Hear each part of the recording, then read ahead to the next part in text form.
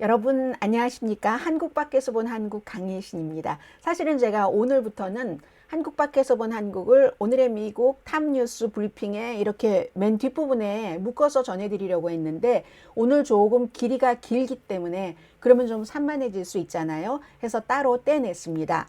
오늘 이제 한국 밖에서 본 한국은 우선 기본적으로 앞에 헤드라인 정도만 전해드려야 될 게 두 가지가 있고요. 그리고 세 번째와 네 번째가 중요한데 세 번째는 현대자동차가 아니라 현대중공업이 아마존의 열대림에 큰 해가 된다. 이 뉴스를 한국에서 들어보신 분이 얼마나 되실지 모르겠습니다. 그것과 또 하나는 이 내용은 제가 제목을 말씀드리면 여러분들 화나실 분들이 많으실 것 같은데요.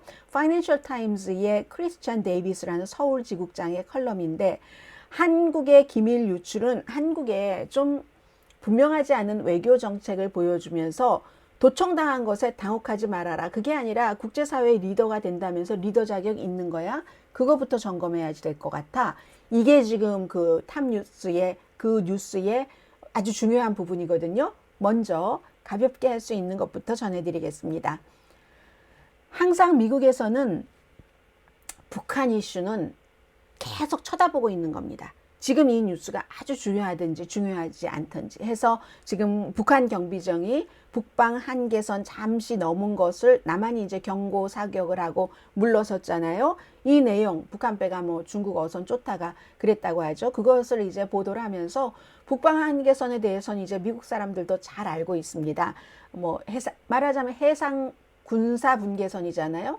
그런데 그게 이제 그 북한은 인정하지 않는 그 거리가 여기보다 더 와야 된다. 이렇게 하는 그곳에서 그런 일이 있었다. 아무튼 53년도에 설정을 했는데 휴전과 함께 73년까지는 북한이 아무 말 하지 않고 있다가 그 이후에 이건 아니지 이렇게 얘기하는 그곳에서 남한이 이제 경고 사격을 했다는 거 거의 모든 미국의 언론이 보더라고요. 두 번째는 이 내용도 세계가 보도를 하고 있는데 뭐 한국에 대해서 뭐 주택난이라든가 뭐 출산율 저하라든가 남녀 뭐 불평등 뭐 이런 것은 늘 단골 메뉴입니다. K-팝 무슨 K-드라마와 마찬가지로. 그런데 이번에는 뭐 주택난과 주택난뿐이 아니라 이것은 조금 새롭습니다. 여성가족부가 은둔형 청소년이라고 불러요. 집안에만 있고 바깥으로 나오지 않는 그런 청소년들을 집 밖으로 나가도록 격려하기 위해서 월 미국 돈으로 490달러, 500달러 이게 뭐 거의 뭐 70만 원 정도 되던데요. 그 정도를 보조한다는 게 다른 나라에서는 굉장히 신기하게 쳐다보는 것 같습니다. 지금까지는 무슨 뭐 학교 밖에 학교를 다니지 않는 청소년이라든가 보호자의 보호를 받지 못하는 청소년이라든가 그런데 은둔형 청소년 그러면 은둔형 청소년이 무엇이냐? 생활 자체가 굉장히 불규칙하고요. 영양 섭취도 제대로 되지 않고 그리고 무슨 뭐 여러 가지 그렇기 때문에 뭐 우울증 뭐 이런 것에 걸릴 확률도 있고 그런 사람들을 아주 기본적 사회복지 시스템이죠. 이 점을 세계에서 많은 매체가 주목을 했다는 것 전해드리고요. 왜냐하면 미국에서는 청소년은 보통 이제 청소년까지는 뭐 포스터 홈이라든가 이렇게 그 보호를 하고 있는데 아무튼 한국이 약간 다른 방식이기 때문에 주목하는 것 같습니다. 그리고 세 번째는 참 이런 내용도 한국이 이제 점점 글로벌 지도 역할을 한다. 경제나 모든 분야에서 그렇기 때문에 주목되는 건데 이 내용은 가디언입니다. 현대의 중장비 기계로 불법 채굴을 한다. 아마존 열대림에서 그러므로 아마존 열대림이 파손되고 있고 그곳에 살고 있는 원주민 부족에게 큰 피해를 주고 있다. 이게 이제 그린피스가 발표한 것을 가디언이 아주 자세히 보도를 했는데요. 현대중공업 하면 굴착기로 너무 유명하죠. 굴착기뿐만이 아니라 그 밖에 기타 그 중장비가 원주민의 생존을 위험에 빠뜨린다는 얘기입니다. 그래서 2021년부터 2023년 3월까지 지난달까지 이제 야노마미 원주민 영토 세 군데였어요. 지금 그 가디언에서 보면 세 군데 지역에서 그런데 제가 한 군데 이름만 불러드린 겁니다. 야노마미 원주민 영토 상공에서 쭉 찍은 거예요. 그랬더니 176번 채굴 작업이 있었고 뭐 벌목 이런 것이요. 그리고 근데 그 가운데서 75번은 현대 굴착기가 동원됐다라는 겁니다. 이건 두 가지를 얘기를 하는데, 하나는 전임 대통령이 너무 그 아마존 열대림을 막 파괴했다는 것과, 현대라는 회사가 이제 세계적으로 알려진 그런 회사이기 때문에 이거 현대가 이런 것을 하도록, 근데 현대는 이 중장비만 판 건데 그래도 여기에 대해서 큰 기업에 대해서 기대를 하고 있는 게 있는 겁니다. 그래서 제가 보도를 해드리는 거고요. 또 수압 굴착기까지 나와서 이제 금채굴까지 한다고 하거든요. 이 여러 가지 기계 가운데 하나는 어떤 정도냐면은 3명의 남자가 40일 동안 해야 될 일을 이 기계 중장비는 24시간 안에 중장비 한 대가 해낸답니다. 그러니까 얼마나 많은 양을 불법으로 해놓는다는 거에 더 깊이 들어갈 수 있고, 그러므로 마을을 황폐하게 한다. 가디언도 뭐라고 얘기를 하냐면, 가디언도 실제로 야노마미 땅 파헤치는 굴착기를 목격을 해서 뭐 이런 것들 다 사진까지 보여주고 있고요. 막 아무튼 그러한 일들에 대해서 얘기를 하면서, 지난번에 자이르 볼소나로 정권은 아마존의 열대림을 망가뜨리는 거는 완전히 뭐 재앙적인 수준을 너무 잘했는데, 이번에 거기에 이제 현대에 이게 많이 동원됐다는 얘기고, 현대가 브라질에서 굉장히 이 중장비를 많이 팔고 있다는 겁니다. 그런데 가디언이 말하고 싶은 것은 그린피스와 마찬가지로, 가디언이 또 워낙에 환경 문제를 아주 철저하게 팔로우를 하는 그런 매체거든요. 도덕적인 의무가 있다고 얘기를 합니다. 회사에 대해서 환경 범죄, 인권 침해, 이건 원주민의 인권 침해를 얘기를 하고 있는데, 거기에 사용하지 않도록 해야지 된다. 굴착기를 만드는 모든 회사는 원격 모니터링 기술을 갖고 있답니다. 그래서 필요한 경우 원격으로 그 기계를 끌 수도 있대요. 현대가 본보기가 돼야지 된다. 현대 같은 아주 큰 그런 중장비 회사가 이런 얘기를 합니다.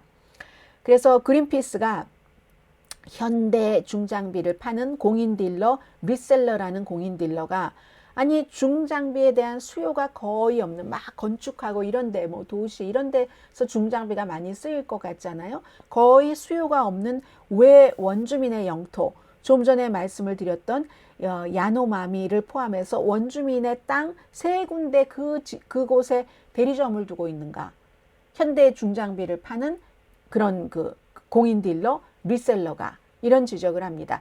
2020년도에 뭐 브라질 검찰이 뭐 조사도 하다가, 그때는 볼소나로 정권이었으니까는요, 흐지부지 돼버리고, 현대도 그 조사에 철저하게 뭐 협조도 하지 않았고, 검사의 요청에도 답변하지 않았고, 2021년도에 보고서에도 답변하지 않았고. 그런데 지금 다를 수도 있죠. 왜냐하면 루이스 이나시오 룰라 데 실바는 이런 것 불법 채굴은 끝낸다 하고, 아마존의 열대림을 더 이상 우리가 파괴해서는 안 된다고 공약을 했기 때문에 아마 현대의 입장도 조금 달라질 수 있을 것 같은데요. 지난번처럼 그냥 확 조사하는 데 있어서 묵살하고 하는 거 못할 수 있겠죠. 그 정권이 어떤 정권이냐에 따라서.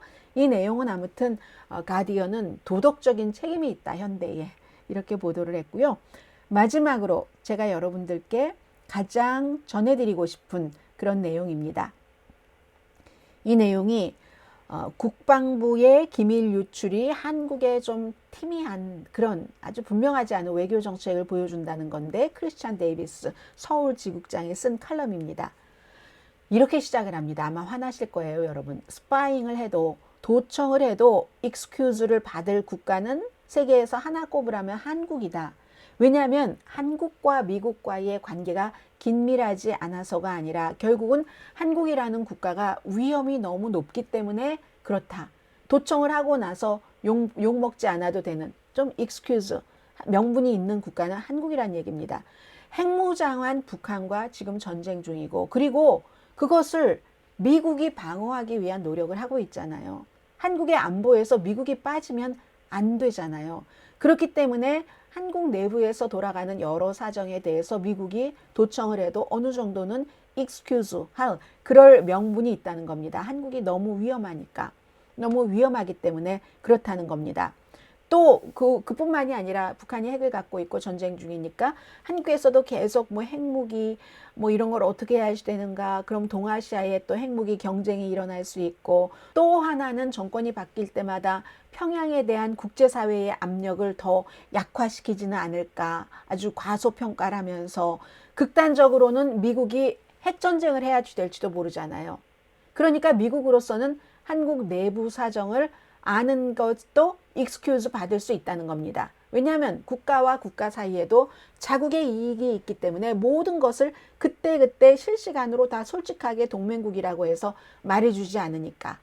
더 동맹국이 말하는 것, 말과 마음이 다른지, 지금 어제 나한테 얘기한 것이 오늘 바뀌었는지를 알려면, 왜냐하면 미국이 국방을 어느 정도 책임을 지고 있고 미국이 핵전쟁에 들어갈 수도 있기 때문에 미국은 알아야 된다는 얘기를 합니다. 이 칼럼니스트, 아니 이 서울 지국장이, 한국의 정보국은, 국가정보원은 전쟁 서비스국과 같다. 구태여 말하자면 서구의 다른 나라의 정보국과는 달리 이스라엘의 정보국과 좀 비슷하다. 한국 사람들은 아마 한국에서 정규적으로 한국에 있는 외교관들의 여러 가지 그를 한국에서도 뭐 도청, 스파잉을 안 한다고 믿을 수도 있지만, 그러나 한다는 얘기입니다. 한국 내부에서도. 이 경우는 이제 아무튼 한국에서도 할 수 있는 한다는 얘기를 하고 있습니다. 그렇기 때문에 조심을 한다는 거죠. 서로 외교관들도 조심을 하고. 그래서 이번에 한국의 이 안보 책임자들을 도청을 했다고 해서, 미국이 통신 감시를 했다고 해서 당혹해서는 안 된다.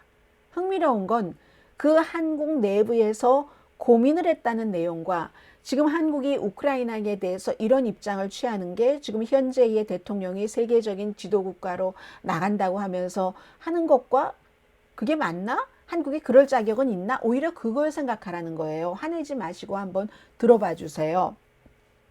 국제사회는 한국을 필요한 파트너로서 생각을 하는데, 물론 테크놀로지라든가 배터리라든가 인공지능이라든가 한국이 너무 앞서가는 분야가 많은데, 그리고 결정적으로 경제와 정치 같은 것도 한국이 이제 선진국형의 이런 것을 이뤄놨기 때문에, 그러나 우크라이나가 러시아로부터 침공을 당한 이후에 한국의 서구 동맹국들이 한국에 많이 좌절하고 있다고 파이낸셜 타임스의 서울 지국장은, 한국 지국장은 쓰고 있습니다.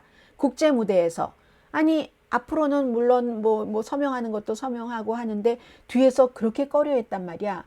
그 포탄을 주면은 이 포탄이 우크라이나에 가면 물론 한국의 정책 위반이고 여론도 그렇고 하는 게 있지만, 그 자체가 글로벌 국가로서의 비전을 가졌다고 볼 수 있는가? 냉철하게 지적을 합니다. 나토의 지난해에 초대를 받았고 초대에 응해서 가지 않았는가?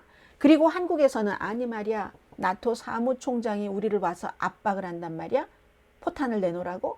이렇게 얘기하지만 파이낸셜 타임스의 서울 지국장은 나토 사무국장이 간청을 해도 한국은 서구 다른 동맹국들의 말을 듣지 않는다. 미국이 간청을 해도 듣지 않는다. 제가 며칠 전에 여러분들께 보도를 해드렸잖아요. 폴란드의 총리가 한국이 뭐 미국에 보낸 것이든 폴란드에 보낸 것이든 그게 다시 이제 우크라이나에서 포탄 같은 것이 쓸 수 있게 되려면 미국이 한국에, 중국이나 러시아가 한국을 위협해도 우리가 지켜줄게 하는 개런티를 바이든 대통령이 개인적으로 해야지만 한국도 그걸 자유롭게 할 수 있다. 폴란드의 총리는 그렇게 얘기했는데, 파이낸셜 타임스의 서울 지국장은 그것보다 더 나간 겁니다. 글로벌 세계 지도국가가 되겠다면서 그러면 거기에 걸맞는 역할을 해야지 하는 겁니다. 그러면서 하나는 비난을 하는데요.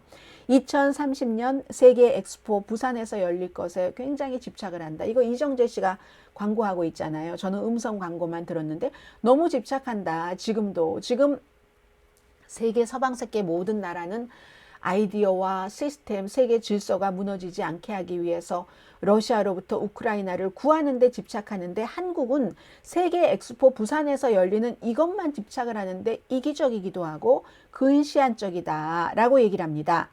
서울이 분명히 러시아에 대해서 여러 가지 입장이 있잖아요. 그걸 우려할 권리가 있다고 인정을 합니다. 그리고 우크라이나 운명은 서울이 상관할 바가 아니지, 이것도 맞을 수 있다고 얘기를 합니다.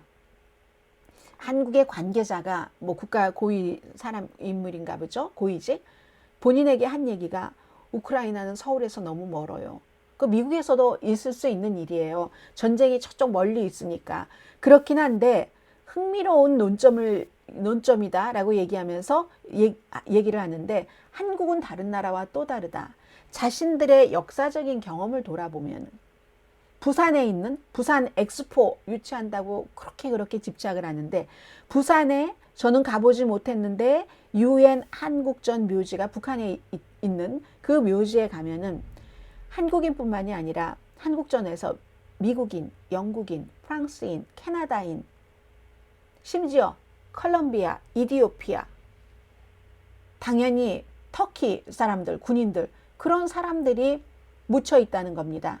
유엔이라는 깃발 아래 한국전에서 숨진 사람들 그리고 한국이 지금 세계의 글로벌 리더가 되겠다고 하고 하는 여기까지 경제적인 발전, 정치적인 발전이 온 데는 그런 먼 곳에 있는 나라들 알지도 못하는 그런 나라에서 한국이라는 이름 알지도 못했을 때 그때 그 나라의 지도자들이 결단을 해서 그 군인들을 보내서 그 군인들이 숨졌고 그 이후에 한국이 이런 번영을 만들어낸 거다. 현재의 성공에는 많은 희생이 있었다. 한국 사람들의 희생도 있었지만 알지도 못하는 먼 곳에 있는 나라 사람들의 희생이 있었다. 그래서 그게 국제적인 시스템에서 만들어진 한국의 번영이라고 파이낸셜 타임즈의 서울 지국장은 얘기를 합니다. 먼 곳에 있는 사람들이 그들을 위해서 한국을 위해서 싸우고 숨진 결과다. 그런데 한국이 우크라이나 너무 멀어요? 할 수 있을까? 라고 얘기를 하는데 여러분은 어떻게 생각하세요? 한국 밖에서 본 한국 강희애 신이었습니다. 저는 내일 아침 오늘의 미국 정규방송 시간에 뵙겠고요. 정규방송 끝나고 나서 몇 시간 뒤에는 다시 오늘의 미국 탑뉴스 브리핑이라고 해서 한국, 미국, 세계에 계신 여러분들께서 또다시 이제 새로운 것이 업데이트돼서 브리핑을 받아보실 수 있도록 방송하겠습니다. 아주 해피한 나머지 일요일 맞으세요.